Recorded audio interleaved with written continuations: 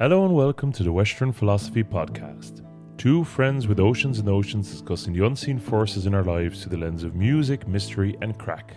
Now it's regular enough for us not to have our topic ready on the day of recording, and today's topic was actually waiting for me on the 20-minute drive over to Anthony's. So enjoy our musings on authority. I think people that are prone to black and white thinking will like authority because they're like, well, there's a right way and a wrong way, so we give somebody power to enact the right way to do things, and then everything's fine. And then if you have a problem with the authority, well, then you have a problem with the right way of doing things, so your opinion's invalid, you know? So that's quite worrying, and I think that's also a loss of humanity.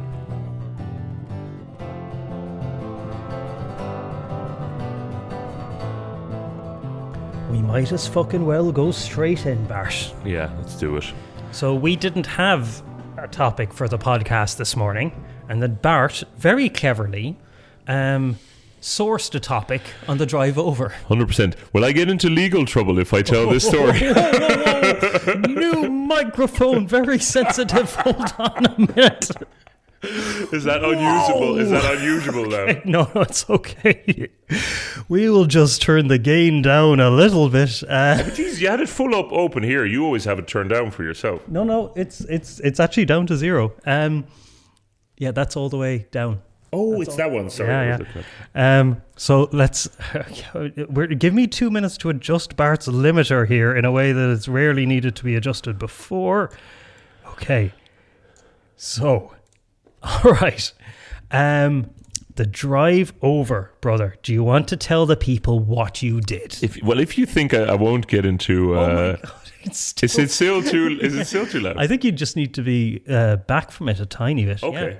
No, not that far back, but just don't speak into it. Yeah. Super close. So for the audio heads, I had a dynamic like singing vocal mic, so that's one you have to be fairly close to. But now we've upgraded. We have. We've upgraded to a Blue Yeti, which I don't know why I'm saying that, but I think some people will go.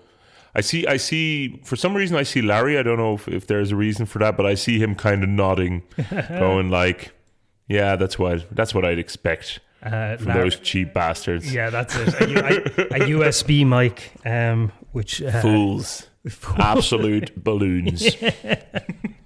Larry got me good on a voice note. We are setting up Larry's appearance on the pod. We're just talking about our mates now. Yeah, why not? Yeah.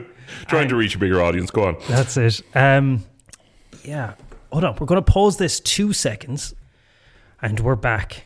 We're back with a stronger, more robust limiter, a new mic placement, and I've remembered to turn the video on. So I don't mean to brag, but I think I'm kind of nailing it at the moment. Yeah, no, definitely forgetting to turn stuff on and having to do it mid-ep is always... Well, look, it keeps it real, Bart. It keeps it real. Super real. And it is particularly hurtful because the thing that Larry was making fun of me for was that bit in episode 1 where I start pulling the tarot cards and completely forget that this is a primarily audio medium. Yeah.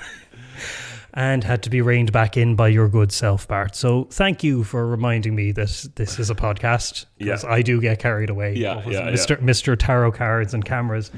But I really liked in that one as well that you went like, what is it called? Chiromancy? Chiromancy or cartomancy. You were like, it's known as chiromancy. Like, no. It really isn't known. It's known as tarot cards, you academic cunt. Well, I heard it referred to as chiromancy a few times, and apparently chiromancy is palm reading, so I have to issue another correction. Oh. But cartomancy is definitely the reading of cards. So if you just talk about mushy feelings and your own recollections, you never have to correct yourself. It's true. You with your academic wisdom. I think next season we should switch. Yeah. And I'll be like, I read Winnie the Pooh, and that's it. The Tao of Pooh. My grandma had that one. Yeah, but I just before we move on, I remember I was reading about the Panama Canal, and that they when they built it, and it was referred to as the largest act of geomancy in human history. I love that phrase, geomancy. I've heard that somewhere else. in a different context, I think. Yeah, I think it basically means changing the geography. Yeah. You know, so it's not something we think about very often, but every time you build a road, every time you build a bridge, you change the geography of a place. And this person was talking about the energetic effect it had on the planet, but whether you believe in planet-wide Gaia-esque energy flows, like building that canal changed everything. It connected cultures and oceans and economies and people and climates that previously you'd have to go all the way around North or South America. I mean, like, if that's not geomancy, what is? They were really geomancing, those guys. Yeah. So, Bart, you were on the way over here and you took it upon yourself to find a topic, which I appreciate. Yeah. This is nice. Like, me and Anthony talk sometimes about, you know, not letting the podcast get in the way of our personal relationship. And then I'm still upset and flustered, and he's like, "Turn on the mics, turn them on now." Well, you were giving out, and it was such good content. Yeah, I know. I was like, more people deserve to hear so this. what happened? And hopefully the Gardaí don't listen to this. Well, it's fine. It's all fine, actually. But so what happened was, my NCT, so for the Dutch and other listeners, you know, you have to get the government has to issue that your car is roadworthy. If your car is older than, I think, 4 years, you have to do it every 2 years. And it is obviously the most efficient, wonderful process you can imagine. We'll leave that there. I have nothing to add to we'll leave that there. But actually, the people at the NC Centre are absolutely fine. But what it is funny to me as a Dutch person, where the garage just does that. The garage goes, "Yeah, we'll do your NCT because we're servicing your car anyway. We've serviced it, so now we can issue that it's roadworthy." Here, that is obviously because everything works by parish here. You know, that's not done the way it's done. But anyway, the NCT Centre in Ennis is absolutely flooded, I think. I think they're just far too busy. So I found a date, and which was like months back. And then is the microphone still acting? You're all good. I'm okay. I have to really get used to having the mic not in my face, but like I have such a pull towards this big unit in front of I just want to get real close to it, but I won't. Bart likes to whisper in your ears. Oh, bastard. He gave me the sensitive mic as well, which pure foolishness. But anyway, so I sensitive mic for a sensitive man. Oh, thank God that you didn't say boy. I thought you were going to say boy, and my heart was breaking. Yeah. You were like, no, he's going to fucking knock me. Anyway, so I tried to book it in like April, and they could only give me like a date in August, and then they just cancelled it. I just got an email which is like, yeah, your NCT, you need an NCT, but this one is not going to happen. Good luck.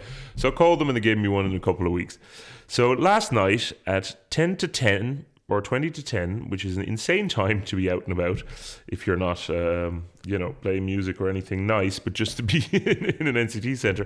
So I went there, and they were like, car is absolutely fine, but your front tyres are a bit bald, so get them sorted within the month. You don't have to book a test. You can just come by. You'll see it, or we will see that you've got the new tyres, and we'll issue you that the NCT is approved. So I was like, oh, that's great, because I was afraid they were going to make me book another test. And they were like, yeah, no, you've got 30 days. I was like, oh, that's cool, because my car is due a service in 500 kilometers. So I'll get on to the lads. Like, it's literally in my diary, like the first thing this morning, like, get on to the lads with the garage, book in the service, they'll do the tyres, done. But before doing that, I was on the way to record a podcast with my good friend Anthony O'Connor, and then the guards were outside of Corfin village waiting for me. Yeah. What I didn't realise was that the NCT guys, even though they said it's absolutely fine, they put a huge sticker on my windscreen saying, what is it, it's like catastrophic failure? No, that's not what it is. But no, that's just your bumper sticker. Yeah, exactly. But it's something like, there's a serious issue with this car and it needs to be sorted. And they said it to me even last night. They were like, we gave it a major flaw or whatever. I don't know what the category is, but it's something like that. But that's just because, we have to take tires really seriously. But if you get it sorted, it's all fine. And they didn't even look that bad. But it was like, okay, no, I take that seriously as well. Like, you don't want to be slipping. It's always fucking raining here and the roads are terrible. You don't want to be slipping over the road. So I'm not going to take any chances with my kids or anything. But anyway, then the guards were there to stop me. They were like, what's the story with your NCT? I was like, well, I had it done last night. And now I need to get new tires. So I'm going to get that sorted today. And they were like, yes, but your vehicle is not roadworthy. I'm like, well, the guys in the test center told me that I had 30 days to just sort it out, and that was fine. And they're like, yeah, but we've nothing to do with that. Your car isn't roadworthy. I was like, so I should have left it at the center. They were like, yes, you should have left it at the center, called someone to come in for hundreds of euros and get your tires replaced then and there. And like, while this conversation is happening, there's an old lad reading a newspaper in his car opposite from me who has no profile on his tires whatsoever, just completely bald, but he didn't have the sticker, I love that you went to the NCT centre and you were like, did I pass? And they were like, you passed ish. Yeah. And then they put a sticker like horrible problems, which I didn't see because it was so late. Like, it was 10 o'clock. And then also, like, thank God they didn't notice it, but I was wrecked because Sammy was up all night, so it didn't sleep at all. I was like, should we do the podcast? No, let's talk to the guard first. But anyway, so, but then thankfully, the Vanguard, is that the right term? We just Garda. Just Garda? Vanguard is a bit of an old-fashioned kind of, they're all Gardina. It's like actor. Well, I think that's what I said as well. I just said Guard, but it's funny that even shows that you want to be polite, but I'm not 100% sure because I've never been stopped by the guards, Yeah. So, like, that might have even got me off to the wrong foot. And your man was just really like, nah, gotta do him, give him a ticket. I was just like, I got this news yesterday. I'm sorting it out today. Like, yeah, but your vehicle's not roadworthy, and it says here on this paper. I was like, the guy said it was fine. Anyway, I don't think I'm making a strong case for myself. But what I think why it did lead to a topic is because it feels really. It's not a nice feeling to be subjected to like raw authority. Yeah. Where someone is just like, what's going to happen to you now is all up to my mood. Basically. Now, in the end, the other guard was like, no, you're fine. I see you're absolutely not trying to make trouble. If you just get this sorted today, come by the cop shop in Ennistimon today, it's fine. You don't get a ticket. And I was like, thank you very much. And I was very polite, but I did kind of feel like this is mad. Like, I got this news like less than 12 hours ago and now I'm in trouble where I'm actually always so good with servicing stuff. But it was also because the NCT was put back, I think I sound like a horrible whiny bastard in this story. I love what you've stumbled into there, which is one of these beautiful grey areas of like Irish culture where it's like you've done something wrong, but just we're going to play a little pantomime. And well, that's the feeling I had a bit as well. I was like, I will look really remorseful while they're making up their minds. Yeah.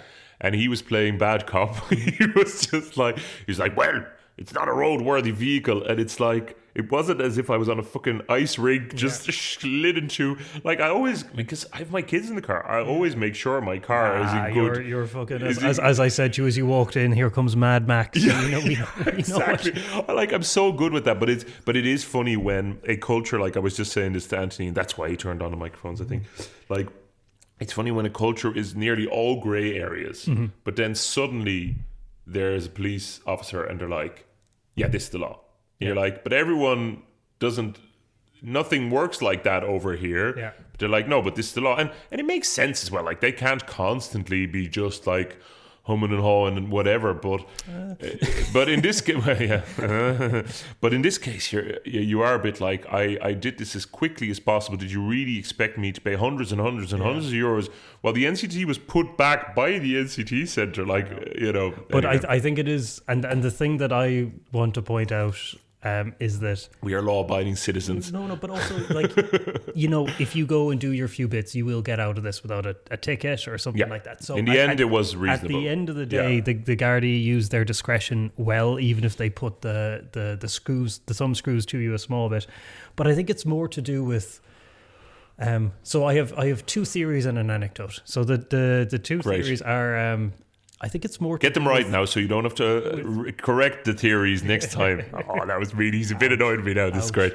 Yeah, no, I have to stop talking you about don't. things I half understand I do. No. But I think it's more about perceived injustice, and obviously real injustice, but also perceived injustice. And also it is about that feeling of authority, like somebody just being above you and talking, telling you what to do. So we'll come back to those because those sound like fun. But I just want to tell the last time I went into the NCT, I drive a car that's old enough not to have Bluetooth or anything like that, so it only has a CD player. Yeah. And so I've dug out some old CDs to play in it, and one of the really beloved CDs that's on pretty constant rotation is the Jaco Pastorius self-titled album, and it's a mix of like jazz, bebop, and kind of Motowny stuff, but there's like one really, really mad bebop jazz tune that's in a weird time signature and has weird splashy drums, and it's like really hyper and edgy. And I dropped my car into the NCT and I was waiting in the waiting area, and they bring it in and they put it up on the lift and stuff, and they had to start the engine for some reason, and my CD started playing that really fucking hyper twitchy bebop piece, and they turned it up and it was just blasting through the NCT center, this like fucking jazz fusion hard bop. Yeah. Kind of, I was just like, I didn't think I'd hear bebop being blasted through the NSNCD center today. So I was like, I've got respect for those lads. That was kind of... that's it. Like, they seem 100% reasonable over there. It's just, and actually the guards were reasonable in the end as well. It's just funny when, it's nearly like a clash of cultures. The funny thing about the Bluetooth, by the way, I had a similar thing last night. Like when they take the key off you, and then they drive it around, but it can take a while, but my Bluetooth on my phone was still on, and then suddenly I saw like that a podcast was playing, and I was like, oh no, they've started the car and it's automatically connected, but thank God I had like a light fluffy podcast on. You should have played us. Yeah, it would have been hilarious if it was just like Joe Flynn and the Lizard People. Oh God. Next time you're going for NCT, play them this episode. Yeah. They're lovely lads. They're a bunch of lovely lads. They are. They're a good crowd. And like in fairness, I've been stopped by the guards a few times, like we all have. And I've had a range of experiences going from quite positive to, but I think that's the thing about authority. As long, I think, as it's still human beings talking to human beings, it's okay. As in, like, I got stopped once where my NCT was out and I explained to your man, and he was like, look, kind of like with you, he's like, it's not okay, but like, I understand. Get it sorted. There's an acknowledgement there of each other's humanity. But if you are just like saying, no, this is how it needs to be, and what this really triggers for me is when people are doing things by the book, adhering to the letter of the law rather than the intent of the law. It really reminds me of when I lived in China, and the postman is here, as he always seems to turn up when we're recording. But when I lived in China, and I would have to get my student visa renewed every 6 months, I think. Yeah. And it was always so scary, like just Kafka-esque, labyrinthine wheels within wheels of bureaucracy that makes no sense to nationals, so like to foreign people that don't even speak very good Chinese. Gave him the wave. Yeah, good. Even more terrifying because there's just this opaque structure, and at the end of the day, there's just a person in front of you that has, 1,000 cases to process today, and they're kind of not capable of seeing your humanity, or else just to survive in the job, they can't do it. They had to shut themselves off a small bit. So that, I think, is quite tough, because in that situation, you're not a human being talking to a human being anymore. You're like a human being talking to an avatar of this big system, and that really sets something off. No, exactly. And I think, like, even the way I told this story now, I felt a bit whingy, but I think the thing for me was the confusion. Like the fact that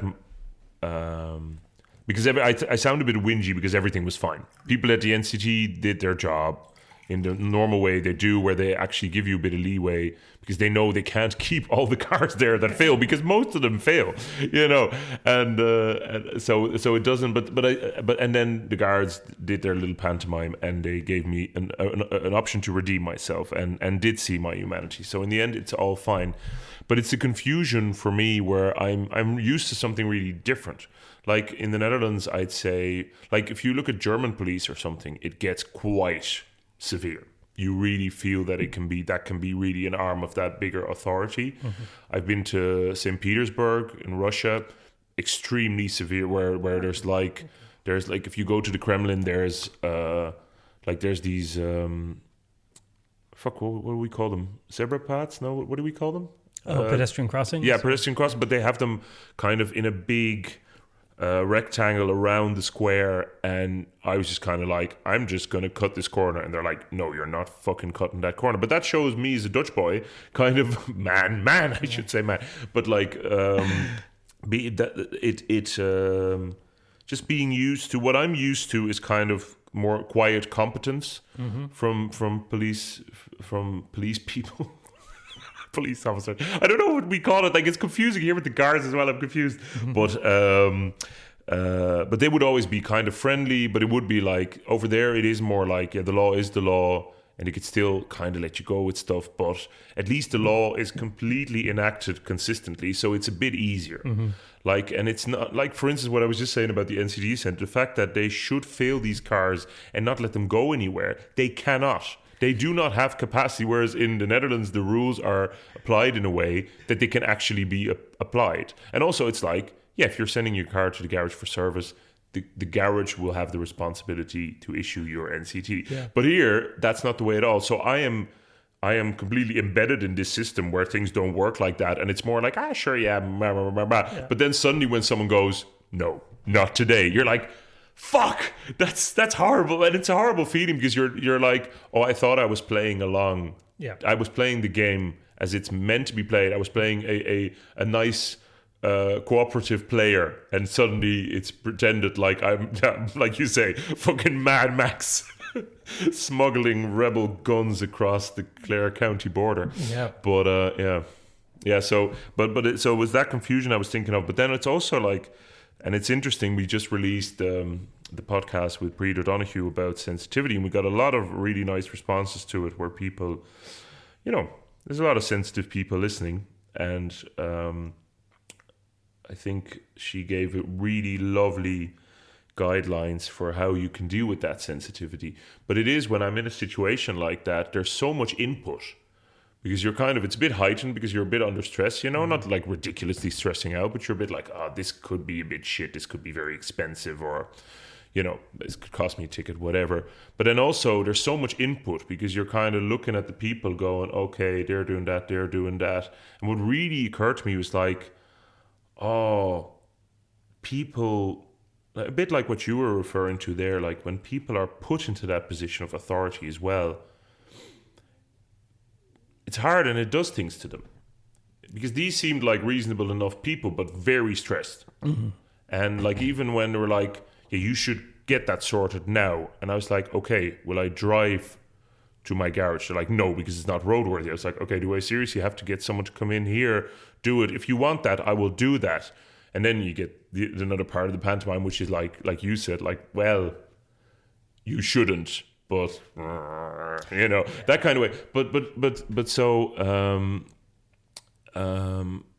then you like at the end they did say, or she said, like, I don't want to be some kind of hard ass just taking people's cars off them. And I was like, and that's the human being. Yeah. That's the human being who is like, I don't want to be a dick. Mm-hmm. I don't want to be some horrible person. I'm just trying to do my job, and it's a hard job, but even when they were like, oh, sorry, I'm all over the fucking shop. I didn't sleep a lot last night, so it's and I just had a life-changing experience. That was obviously a joke. I'm not coming off well here, but like like I was saying, okay, but if I just drive straight to my garage, like, well, you can say you're doing that, but you might not do that. And I was like, oh yeah, that's a horrible thing as well for them if they're constantly dealing with people who are lying, you know, and constantly having to. It's a bit like what they say about cops in America, you know, where it's like there's police violence, and you're like, no, it seems there really, really is. But then also, if everyone can have a gun, and every time you ask someone to roll the window down, they might have a gun.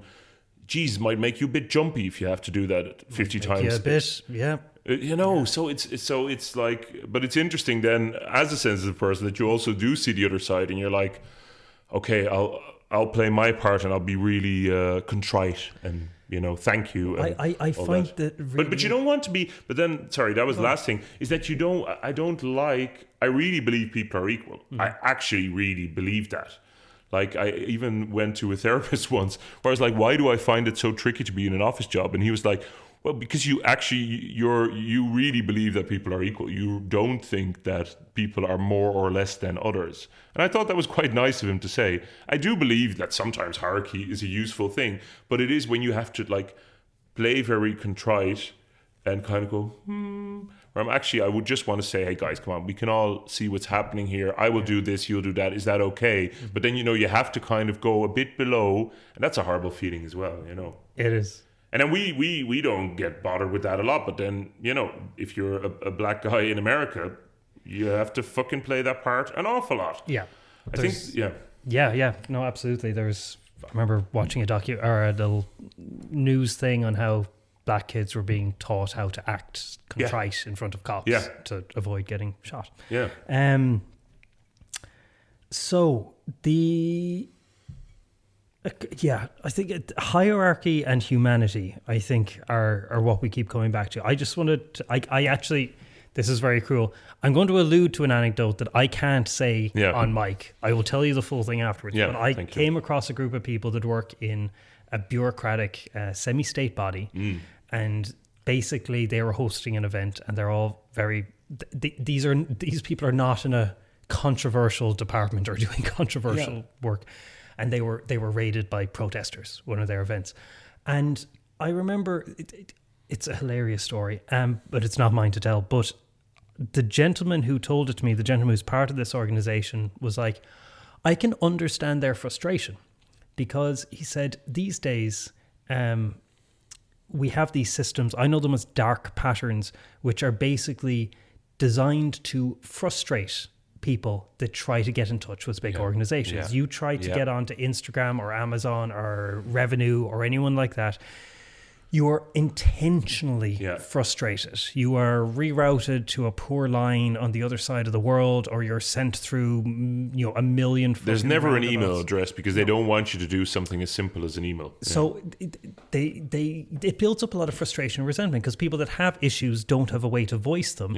And then what happens is they get a gang together and raid an event, and finally they're able to get a representative of this organization that they're so frustrated with. They finally get their hands on them in person, and all that resentment comes out. You know, and in fairness, this person was on the receiving end of some pretty harsh words and stuff. But he really saw where these people were coming, not in what they were protesting, but in why they did it the way that they did, because it was the straw that broke the camel's back in a way. We have all these frustrating things when you go on websites and so on. So that was really annoying. Well, I was thinking that this is 100% true, especially in, like, I think the government might have a slight obligation still to be accessible to us, but even they make it much harder. I've noticed when trying to deal with revenue and stuff. And it's like you say, like when you actually get the people on the phone, they're actually really nice. And they try to help you out. I know you had a story like that as well. And they try to help you out, but to get them on the phone, Jesus Christ, it's so hard. And there's all these like legacy internet systems that are horrible. But I had a similar thing. Like I had a thing with IKEA, something that broke. And I had a really nice lady on the phone who was just like, oh, that's really annoying. It shouldn't be the way. We'll get this sorted. And then her team lead just went, no.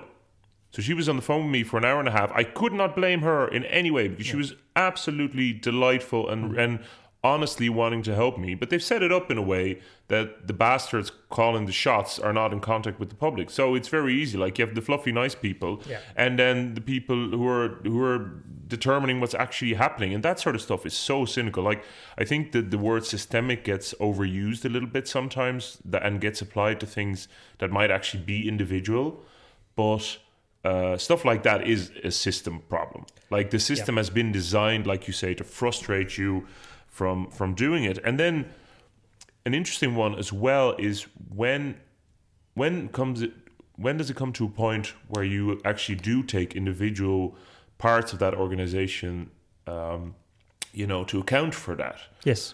Like, I, for instance, have go on. There we go. Well, I'll do another one. I'll do another Bart tries to sabotage thing. But I have some serious issues with some pharmaceutical companies and how they behaved in the last couple of years. Really cynically and only money driven and not safety or people driven.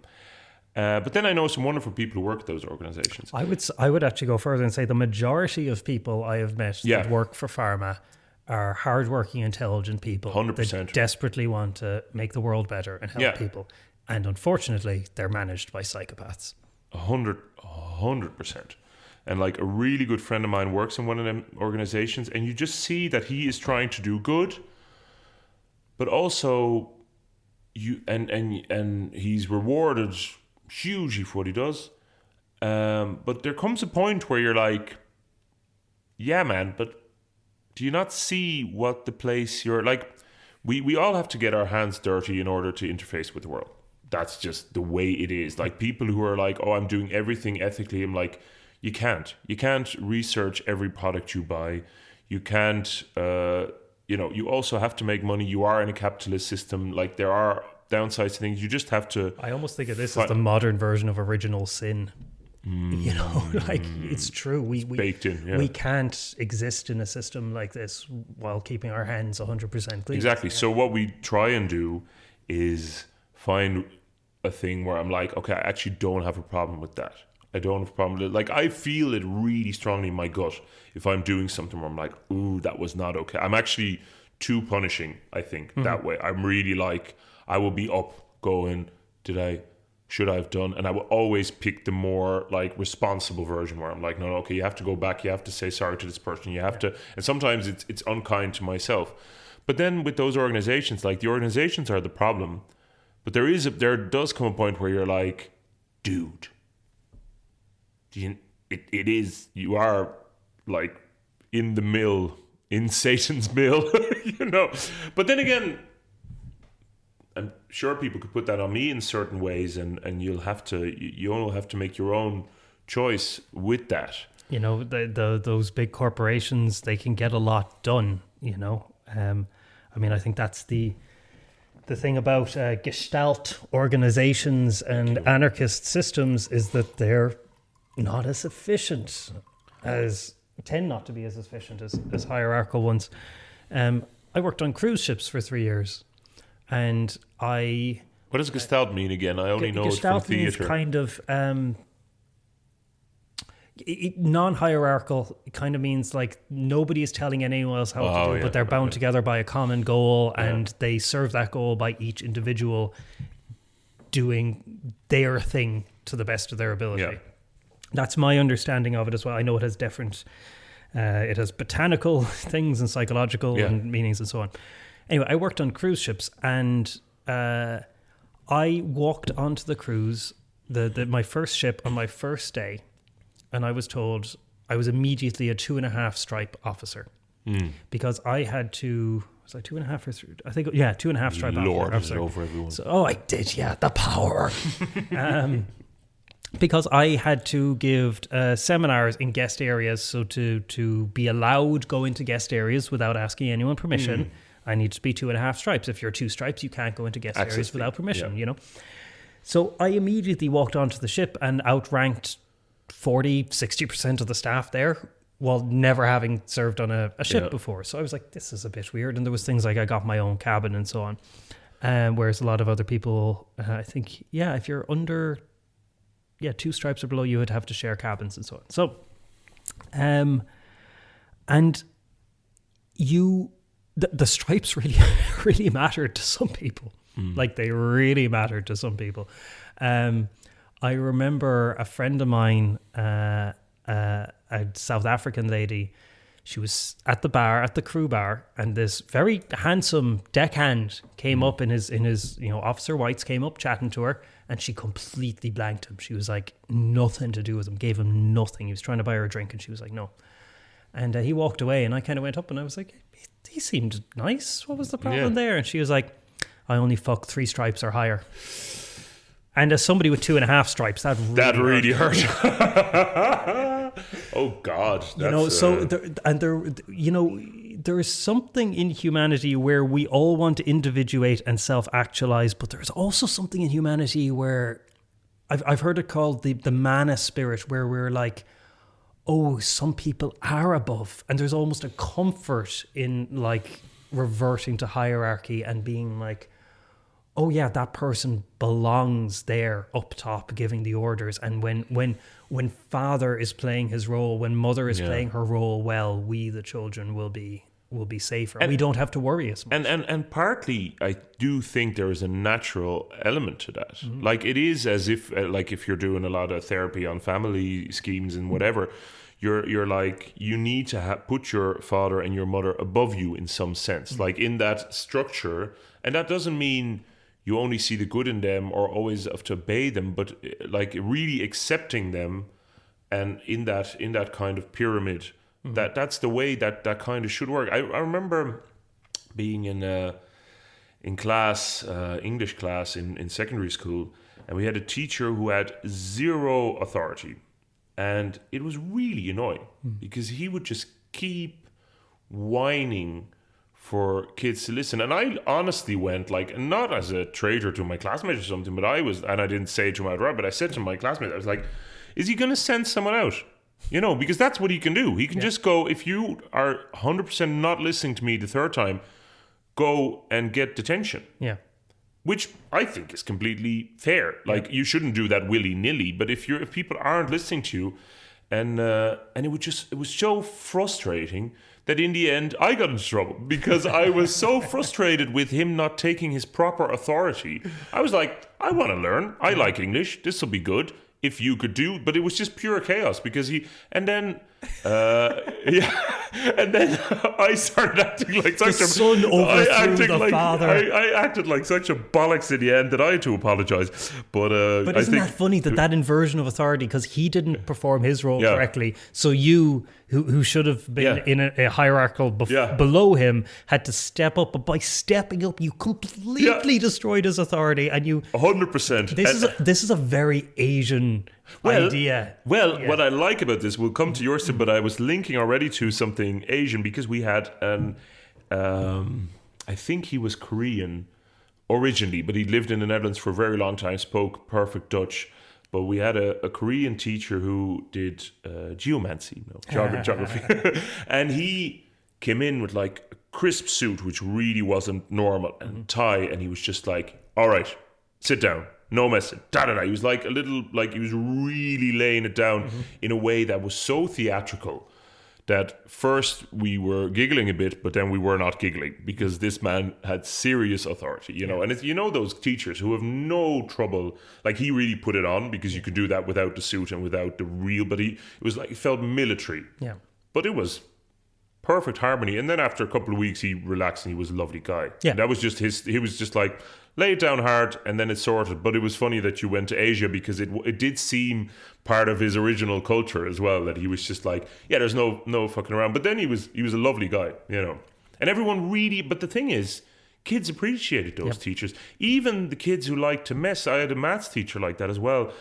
People really appreciated those guys because it was just like, I know, and as a father, I do see it as well. Like sometimes if I'm like, no, we're not doing, like, because obviously being a fucking hippie, soft-hearted father, so often it's like, okay, yeah, fine, here you go, you're upset, okay. And sometimes it's just like, no, we're not doing this, and that's it. And you don't get a sweet. It's just like, we're not doing it. And sometimes I see them relax, and I'm like, oh, okay, I should do that a bit more. If it's fair. Yeah, if it's fair, it's you know where you stand. you feel like somebody's in control. I get it. And they can't be in control. Yeah. Because they don't have those faculties yet. So I need to be in control. And if I'm not in control, as you see that a lot in families as well, then the kids have to, overstep and to hold up the system. On my first ship, I think the captains would do... He's so obsessed with his stripes. Well, that's 2.5 stripe Anthony. Stripes, baby. Anthony 2.5 stripes. I actually had a really interesting thing where I worked within the spa. And I was pretty self-governed, right? Because Spa is a whole thing as well. Sorry, I'm going to stop cutting you off. Spa. The spa. No, but spa is the way posh people say it, right? Okay. I am now nesting anecdotes, so I'm going to take... Yeah, sorry. I'm going to stop. But I've also, every time you told the story, I've cut in, so I'll stop doing that. Okay. And what was the other thing? Evaluation. Your authority. Yeah. So I joined my first ship and, put on my suit, and the way it would work in the spa is that as people embarked, they would have to come through the spa area to get to the restaurant, and you would just chat to them and try to encourage them to come back in for spa treatments. I was doing acupuncture and Chinese herbal medicine.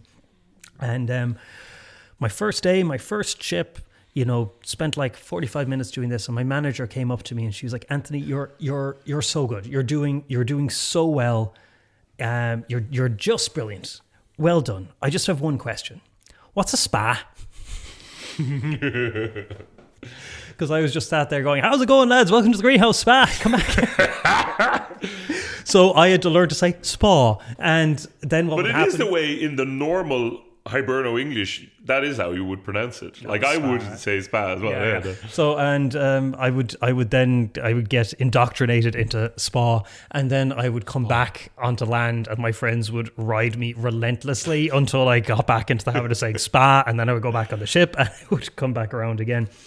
But the interesting thing about my hierarchical position is that I pretty much just did my own thing. Like, I did my own seminars, booked my own patients, perform my own treatments, managed pretty much everything myself.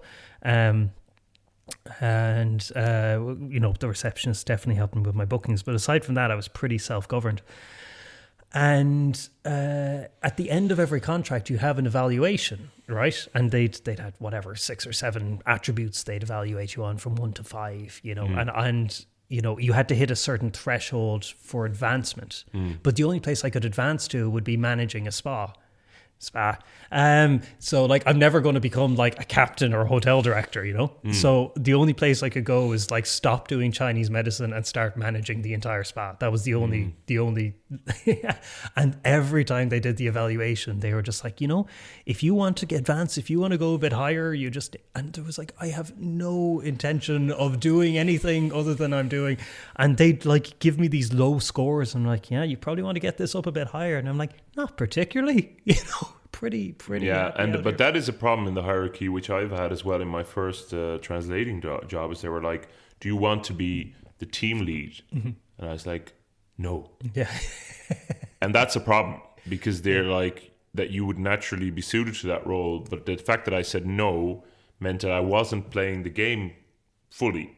Because I was like you. It was like, yeah, okay, I like this bit of it. In my case, it was like, it was really flexible working hours. It was handy to do, but I definitely am not gonna be here in 3 years' time. Yeah, and people can feel that off you.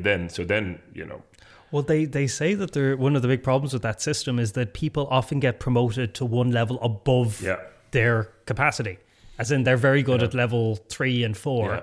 And so they get promoted at these levels, but then they reach level 5 and they're not able for it. Yeah. So they don't get promoted anymore, but they also don't drop them back to level 4 where they were actually very good. Yeah, and there should kind of nearly be just a way where that was more consolidated than going up to... Well, there's a term for that, isn't it? The getting promoted out of your... I think there is. It's the Matthew principle or something. It's like some biblical thing. But there's so many examples of that. Yeah, I know someone who was really good on the floor, really good. I think that sergeant position in any organization is an interesting one where people are connected to management and connected to just the floor staff. And and he got promoted out of that. And sometimes, even if they can do it, they don't like it as much. I think you saw it in. I really liked Band of Brothers. You know that miniseries about. I was literally Second thinking World about War. the NCOs. Yeah, and the NCOs, but also like Dick Winters, who's just like amazing at like being a captain of men on the battlefield, and then he just gets promoted, and there's like big battles where they have to go, no, you have to stand down, you have to stay here, and he's like, but they're doing it wrong. It's like, no, that's not your place anymore. That must be hugely frustrating as well. But I do like, there's problems with it. On the other hand, a healthy hierarchy does work, and because I did political science, like I know a lot of people who've gone into government work, and I even looked at doing government work at the beginning, and then I went into business after that, and like there's real problems with corrupt business, as you can see in the pharma example. But there is also at me there for a moment. No, not at all. But there's real problems with you as well, buddy. But there's but I found parts of business fairer than government. Mm-hmm. There's a problem with government where it's like, well, the money's coming in anyway because we force everyone to pay their taxes. Which, makes sense. Like, I'm not going into that whole fucking rabbit hole. But, and you can have criticism of that. But the money is coming in regardless of how the people do their work. I quite like in business that it is, if it's healthily run, it is like, it needs to work. The rubber has to meet the road somewhere. Whereas in government, like, we recently had the thing of the Dole bicycle racks, or what was it, or the bus shelter, or whatever they did. Oh yeah, I think it was his bus shelter. But how much did they spend on that again? I actually deliberately didn't look at the figure because I was like, it'll annoy me too much. Yeah. But the thing about this is, Bart, me and you are both self-employed. Yeah. And I think that's the thing, is that people that choose the self-employed life, we are... there's a lot of good in I renegades. Well, we are probably a bit more self-reliant, and in our day-to-day, you have to handle every aspect of your business. Yeah. There's nobody covering anything else. And I think the people that are drawn to that kind of work are people of a certain mindset and would be quite frustrated by governmental inefficiency and so on. Yeah. I think most people are, but I think we would be particularly like that.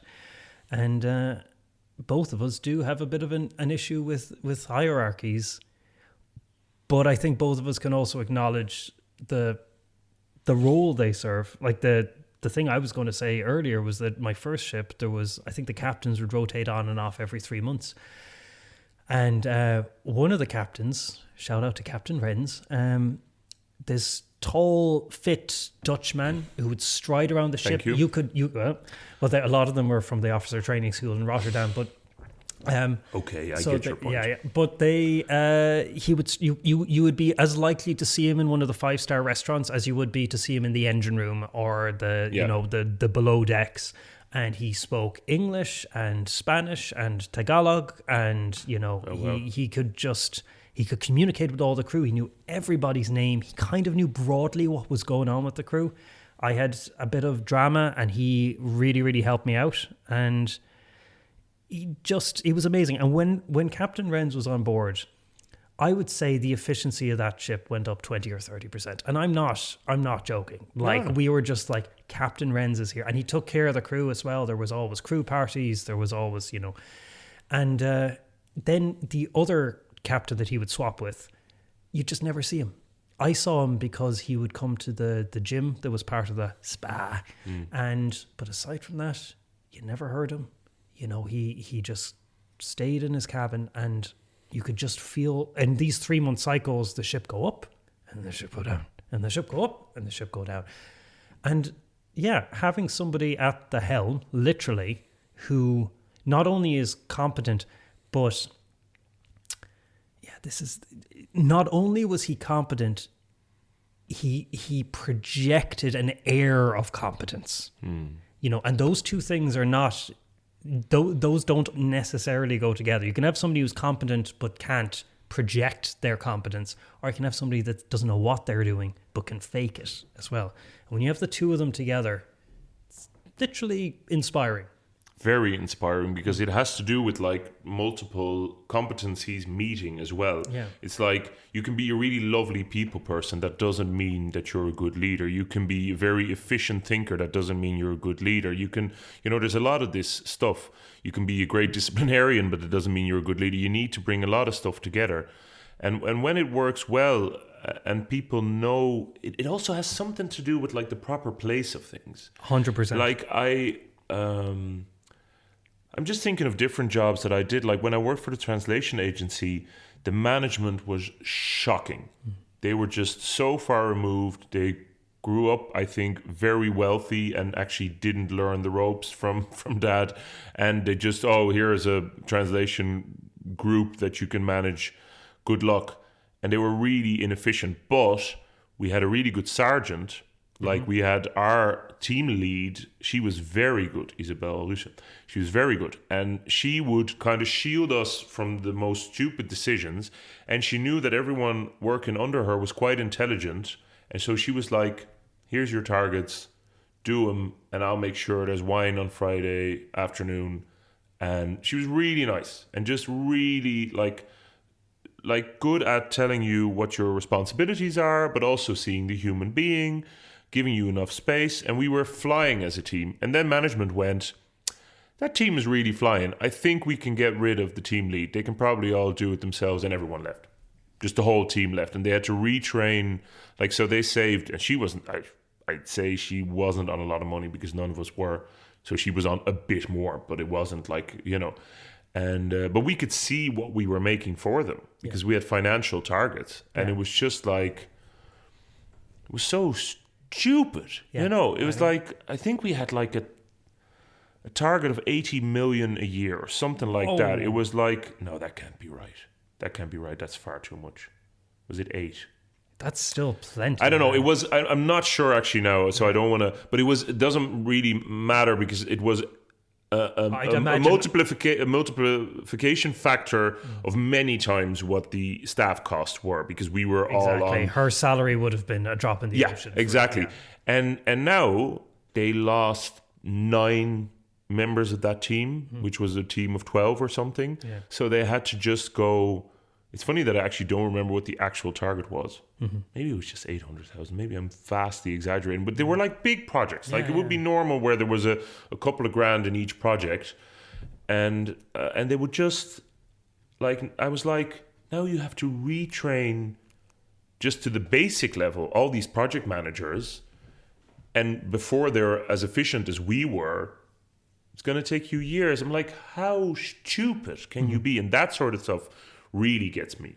Whereas, but if people know the right, like I'm also thinking of when I was working in the bar, which was really wonderfully run just by, Martin Fossin, married couple who were in their late 60s. They were not perfect at everything, but they were good at a lot of things and they knew the right place of things. So there was certain things where we knew like, they're a bit too easy on this. Or sometimes they're a bit negligent with that but they really looked after us. They had very good boundaries, and there was a real good give and take. So it was like, we give you guys a lot of responsibility. You're completely in charge. Here's the keys. It has to look good in the morning, but there will be parties with the whole staff. You can keep all your own tips, and it was like a really good job for a student or just after college, But and then there were things they were maybe messing up a little bit, but other people would pick them up because they were treating people correctly, and that taught me. So they taught it makes it sound now like they were not, like they have a lot of incompetencies. That wasn't the way at all. Everybody has like certain, but just little blind spots. But everyone would happily, because they really loved them. Actually, they would happily step in and work like a treat. Yeah. So when you were talking about Captain Rens, I was thinking about. Like, thanks for saying it right. It has some no you do. It has something to do with the proper place of things as well. It's like that belongs to you, Anthony. That's your responsibility. This is my responsibility. If you do that, I do this. And I think that link can be much stronger in business usually than in government. Can be. Yeah. Or I'd say it's more prevalent in government, but we see efficient government agencies and we see very corrupt business as well. Yeah, no, it's true, and it's interesting that like we're talking about authority that is projected, like Captain Friends or your project manager, or authority that is just given to people that they don't actually have the ability to.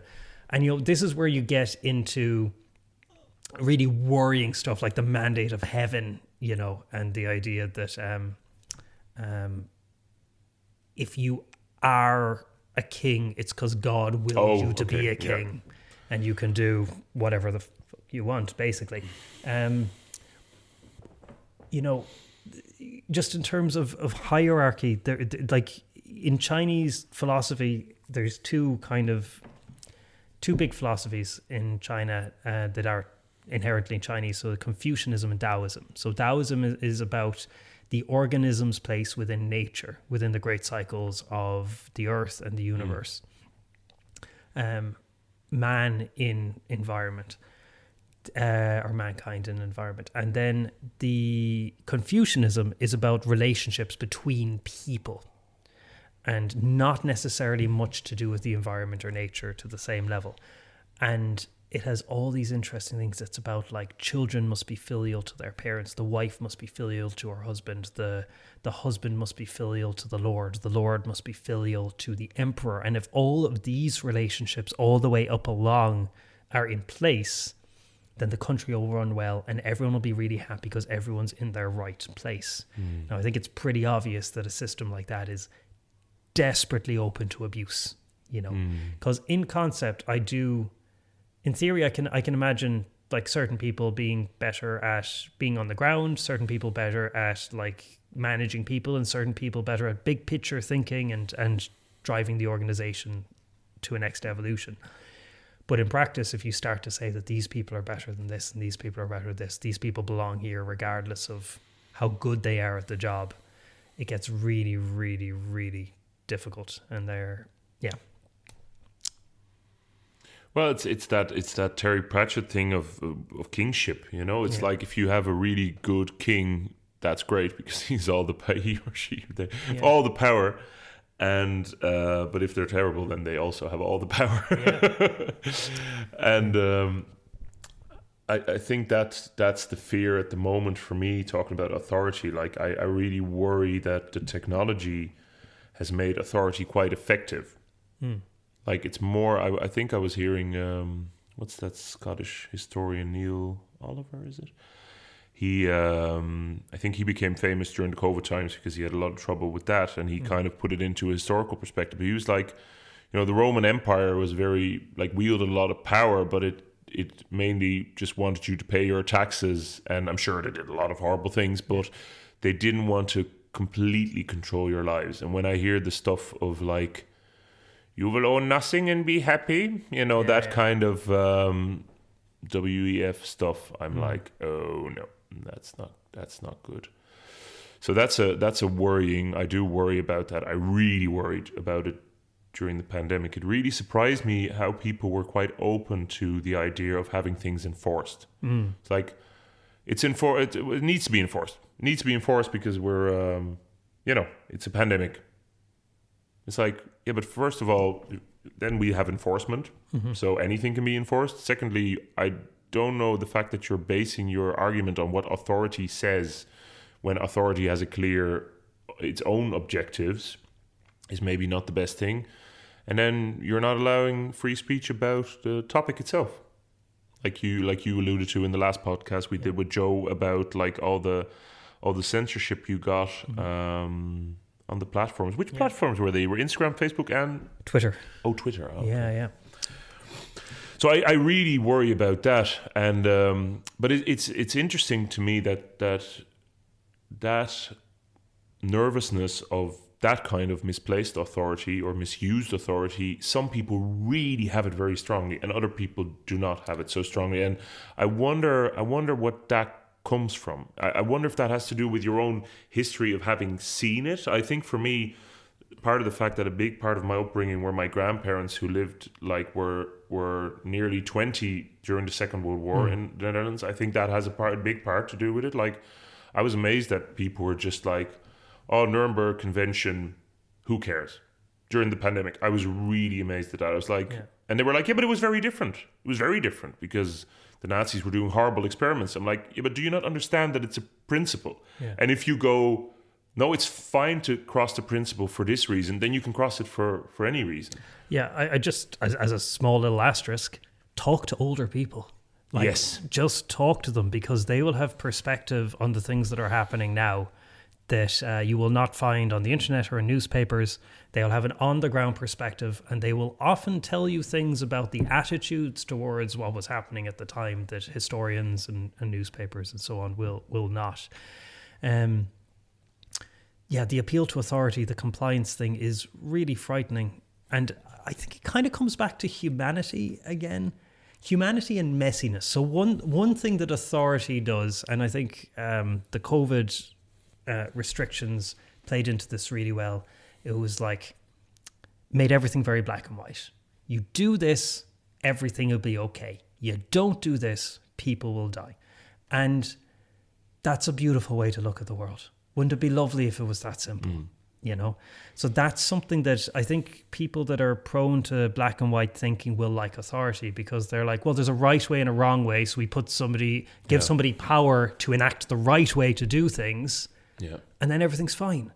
And then if you have a problem with the authority, well, then you have a problem with the right way of doing things. So you're the problem. Invalid, you know? So that's quite worrying. And I think that's also a loss of humanity.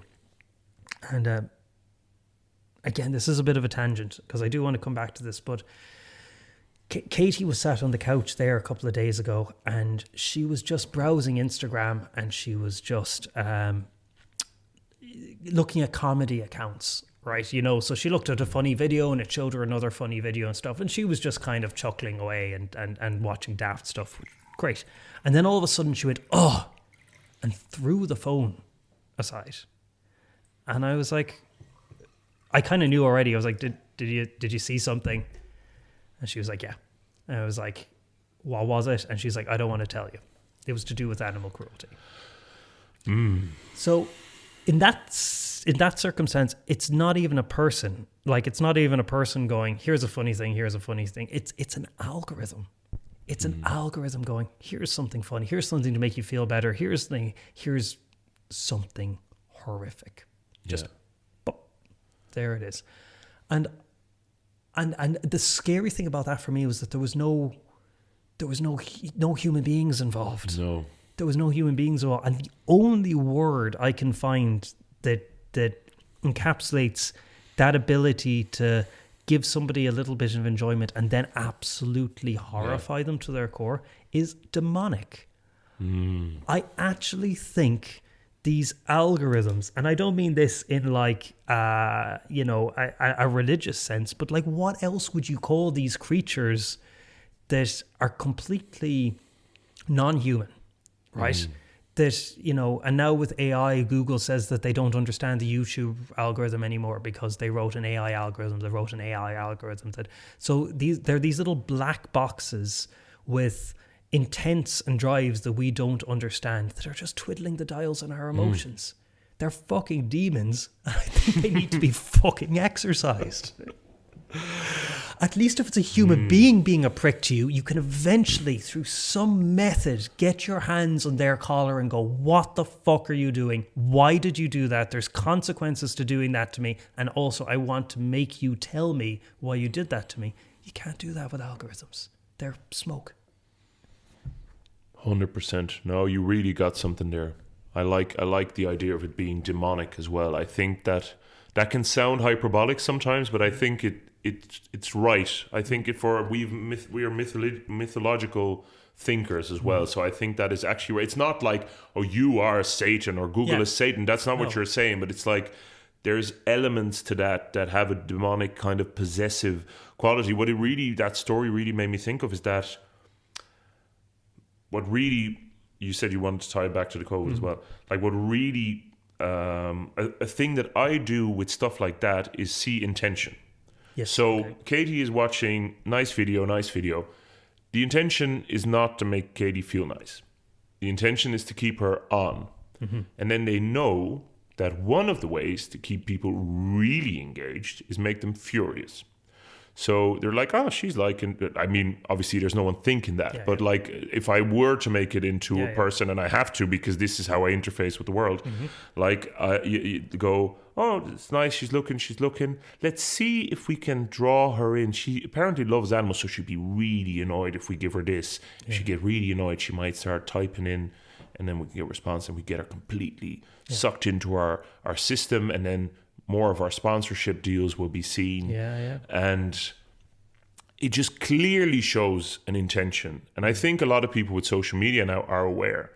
But what really struck me with pandemic times was just like, you can see intention here.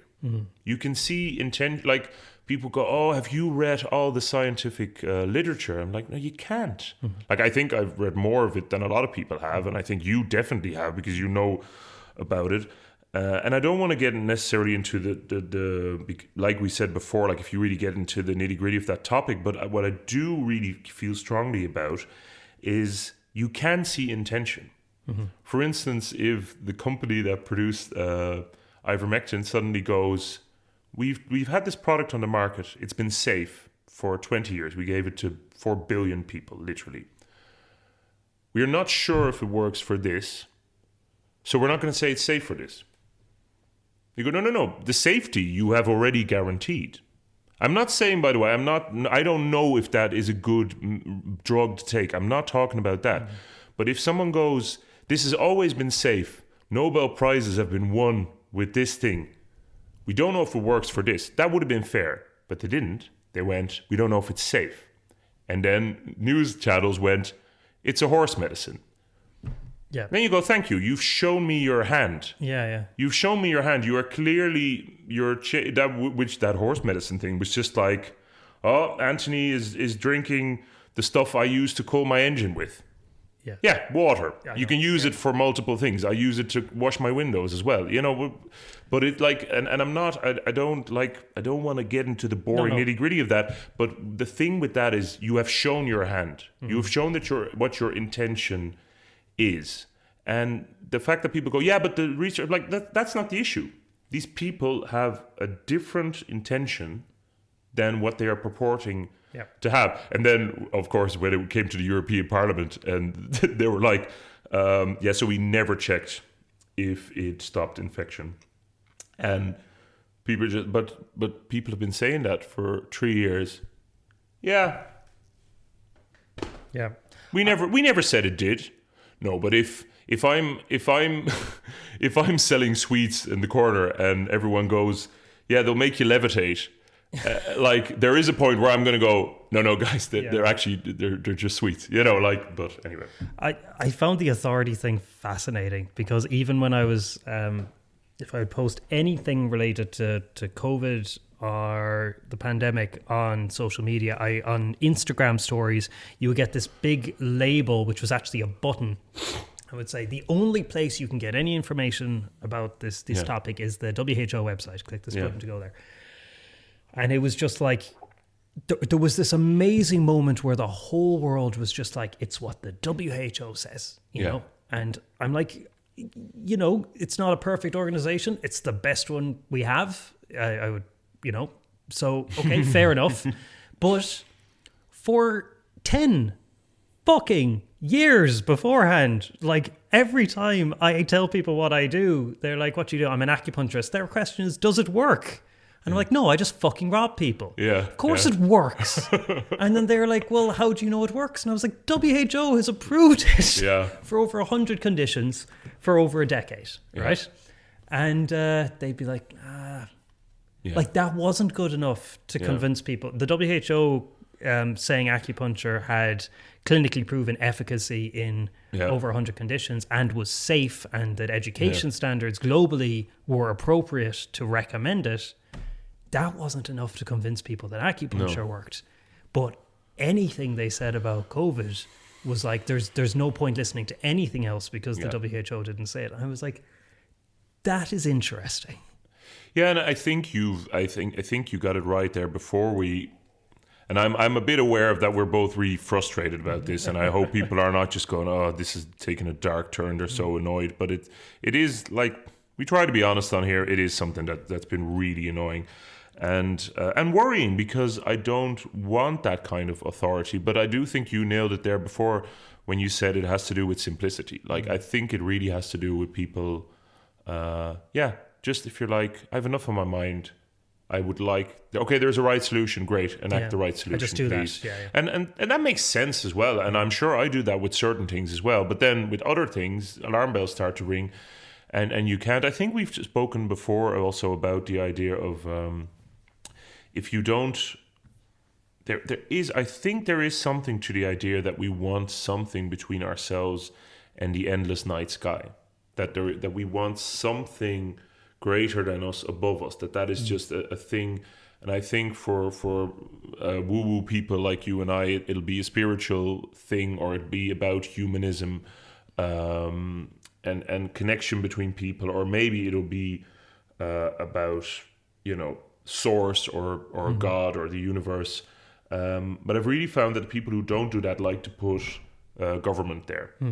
And then they cannot, and the dogmas become nearly religious, because that is nearly a form of godlike authority then. I still think I'm not putting that exactly right, but it's kind of an idea that I'm kind of niggling at. I think it has something to do. People really don't want to, like, I've noticed with some of those people, the lovely friends of mine, like when I put that stuff where I'm like, I don't think that the government is acting in your best interest, they've real issues with that. They find that really, as if I said, I don't like your God. Yeah. And it's interesting to me, because I personally think that whatever system you're a part of should be the system you critique most strongly. Yeah. So we're in a capitalist system, Exactly. so I think we should be ruthlessly critiquing capitalism and consumerism. And sometimes you do that, you're like, well, what else will we do? And I'm like, no, I'm not saying we ditch the whole thing, but if it's controlling if it's touching every aspect of our lives, we should look at it really clearly. If I'm voting for a certain political party, I'm doing them a favor by casting my vote. Yeah. I'm going to focus my critique on them. I'm like, I voted for you guys. What are you going to do for me? Not like, look at the other gang. Look at those bastards.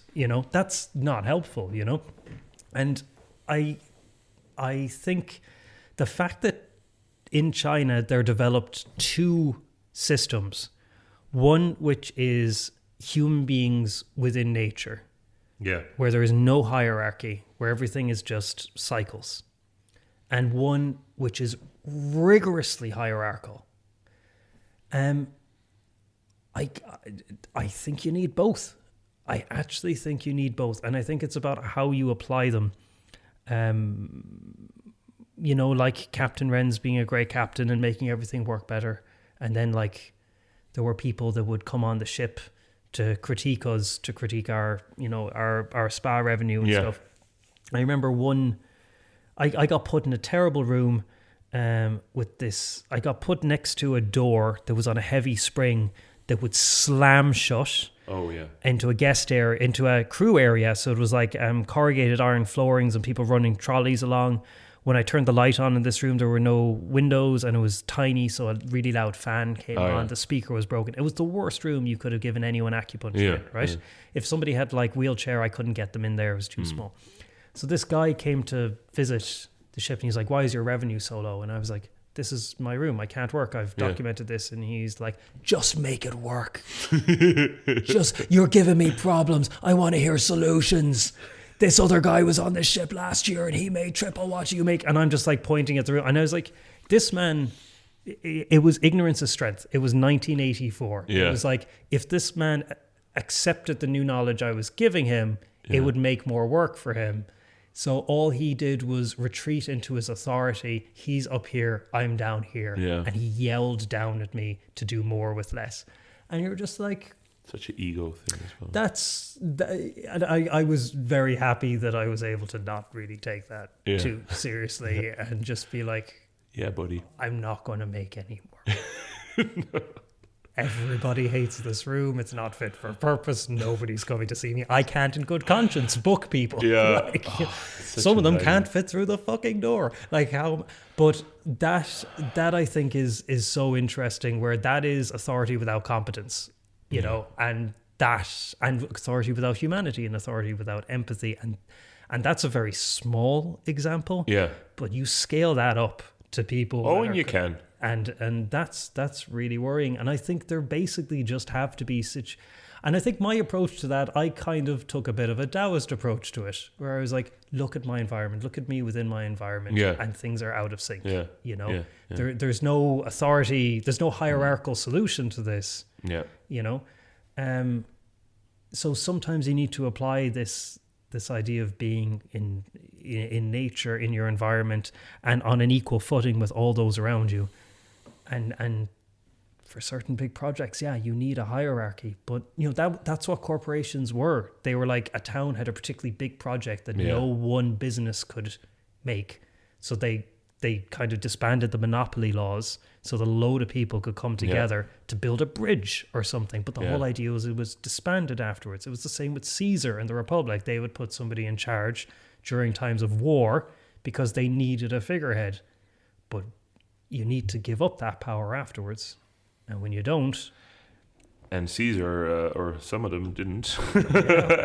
and they never do. I think that's sometimes even the answer to the question, when you start talking about about what they are doing or whatever, quite often it's not even that sinister. It's just a rule of organizations that they like more reasons to exist. Like, people have jobs there. They just want to be keeping those jobs. So, like, the UN will expand its portfolio, like, and everyone, and the WHO expands its portfolio. Everything must keep growing. And it must keep growing, which is... There's a real problem there. And what I quite liked about what you were saying there about critiquing capitalism but not wanting to get rid of everything, I think that is the thing where I think that's a pivotal part of this discussion, is like, are you capable of being in the messiness, as you called it, Jared? Like, it is messy, and we can make it good for a bit. Probably we can only make it good for a bit. But you have to be accepting of that messiness. It's that comfort that people want. We're like, oh, this is the way it should be done. That's the way it should be done. We should privatize everything, or we should make everything public. Or it's like, no, there isn't a simple solution. It's a messy problem. But when you were saying that, like, I don't want to throw the whole system out, I'm like, that's the thing. Like, you can't get away. Mm-hmm. Like, even now with like canceling people who've done horrible things, they have to be somewhere. Mm-hmm. And prison might be the right place, but they're not going away. Mm-hmm. And even if you executed them, it's still like, I think there is something with us recognizing our own shadow and realizing, okay, we're going to have to deal with it. We're going to have to deal with the world as it is and with ourselves as it is. Because I do think the people who like that comfort of that simple mindset usually also don't look at themselves a lot. Like, when we talk about hierarchy in this way, I've enjoyed, like, the benefits of hierarchy sometimes. And I sometimes do feel like, oh, no, sorry, actually, I am in charge here. Yeah. And I hope it's in a just way. It's not in a way where it's like, oh, that shouldn't be, I'm doing that out of ego, but I know I have to watch myself because everyone has to watch themselves. But I like that idea of, like, we're not throwing out the baby with the bathwater, because if you're like, yeah, well, get rid of capitalism and we'll all be anarchic, it's like, well, that needs a fucking system as well. Capitalism is, to quote my wife's other boyfriend, Stephen Forrest, capitalism is very good at keeping people alive, keeping people mostly fed, and keeping people mostly with a roof over their heads. Like, especially if you compare it to out and out communism, it's hilarious to me how many people are like, no, socialism, communism. Like, have you seen how that's panned out everywhere they've really applied it? Well, now, in fairness, like, Marxism has never been properly applied in most modern communist countries. Like, they've supposed to go through a capitalist phase. But I wonder though, if people, like, that always makes me uneasy when people say it's not been properly applied, because it nearly sounds like we would know how it should be applied. And I really think that. Well, and then you look at the socialist governments in South America, and all of them were undermined by the CIA before they could get there. Well, I suppose that's the thing. Like, you have to apply it in the world, and the fact that no one has been able to do it, I don't think we'll go by the books. But that's a whole different discussion. I don't like with the bits I've written of Marxism, I'm very suspicious of the actual undertones of what it seems to have more to do with resentment for me sometimes than actual justice, but that we'll leave that there because I know a lot of people won't agree with that. Yeah, I wouldn't personally agree with that, but I hear what you're saying. But anyway, I want to bring it back to endless growth and capitalism and so on, because there is an example of an organization that only deals with cash, only deals with money, and its whole raison d'etre is money. Yeah. Money coming in, money going out, and it is the only financial institution that required no bailouts after the crash. I think I know what you're going to say, but I'm interested. Credit unions. Yay. There is a completely capitalist organization that's rooted in community, that's not driven by endless expansion. And they're the only financial institution that didn't have the legs cut out underneath them by the crash. And I think that's amazing. It was never talked about. Every other financial institution needed these massive bailout packages paid for by taxpayers. Credit unions just kept trundling along doing what they're feckin' doing. And I think there's a huge lesson there.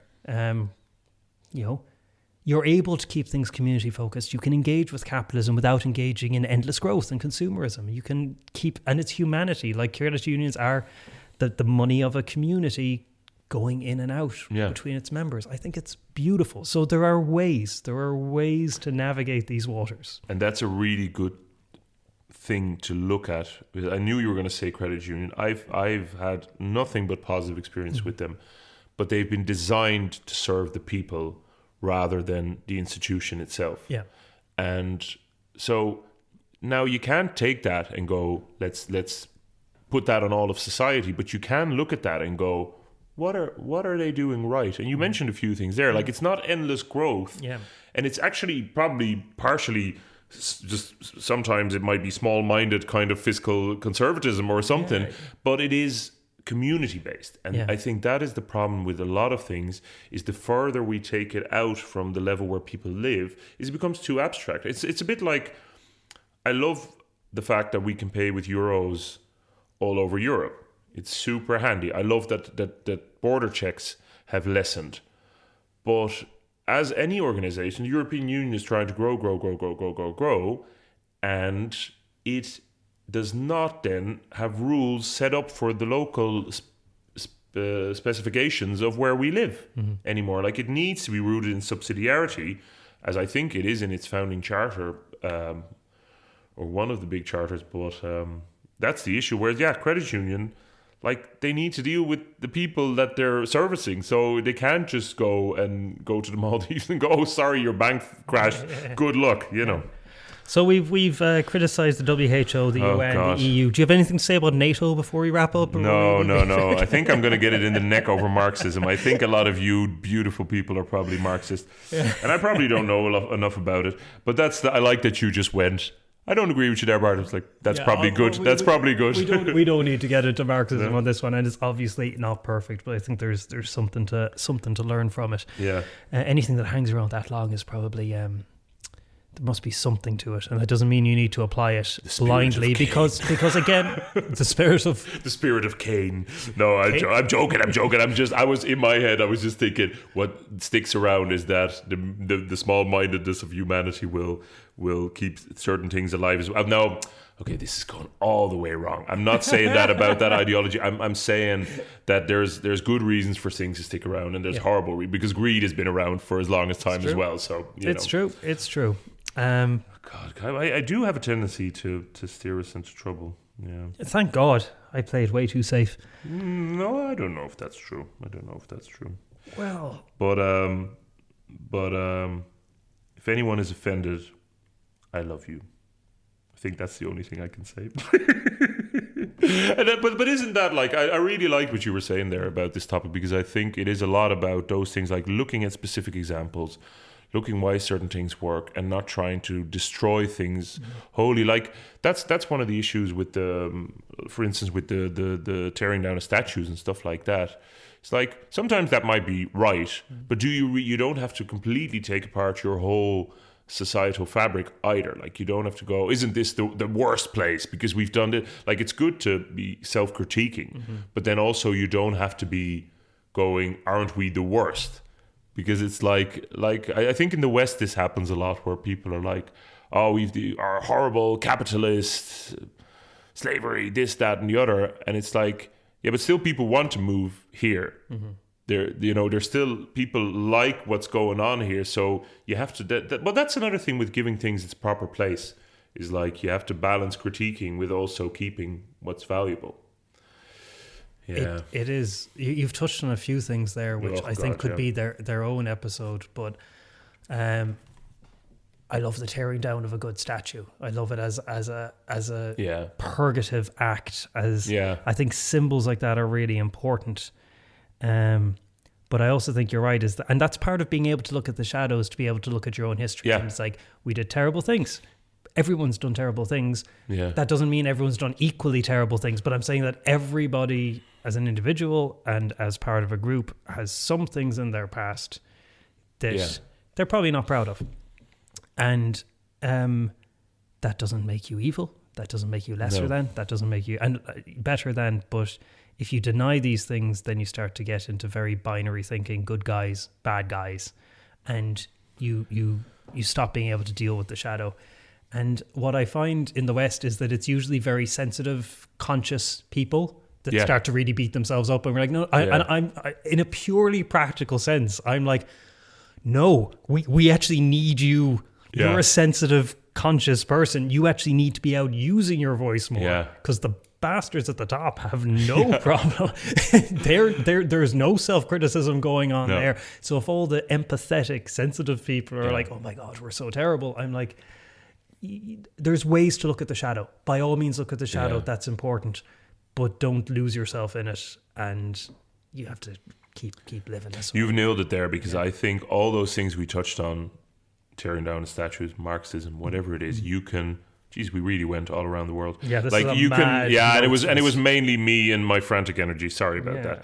But I like that Jaco Pastorius is on here. Go on. Yeah, good man.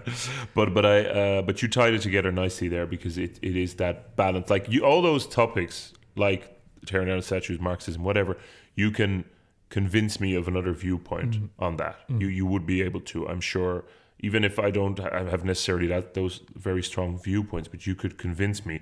I think the main thing I'm trying to say is just that everything needs to be in its right place, and that's what we're all striving for. It's just really difficult.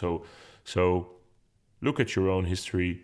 Don't keep punishing yourself. Yeah. Look at different systems, but don't pretend there is one golden solution. I think that's actually my thing with Marxism, is like when people go, oh, we should have implemented this perfectly. Sure. Then there's another thing where we are going, oh no, the solution is evident. Yeah. We just need to do this properly. But then every time people try, millions and millions of people die. Yeah. And it's just to do with things having its proper place. You know, it's weird to me that for instance, like, fascism is the worst thing imaginable, but communism is like absolutely acceptable. I'm like, I can understand the first one, but then like we have to have nuance in that as well, you know. I got into a very funny Facebook argument, not even a Facebook argument. There was a fella I'm friends with on Facebook who has political opinions that are very far from my own. But I think it's really important that and as a person, I like him quite a lot, even if I don't appreciate his opinions. But he was just like, he was giving out about something, and he was like, this is just fascio-communist attack on American And I was like, sorry, what's fascio-communist?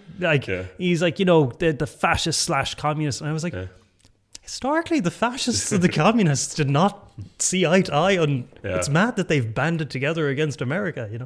He didn't appreciate that. But I think one thing that I wonder maybe has a bit of an impact on authority is, if you are doing this shadow work, it is quite either individual or work that's usually done in small groups. Yeah. And not everyone wants to do it. No. And I think a good substitute for actually looking at the shadow is follow an authority figure that seems to know what they're doing. Yep.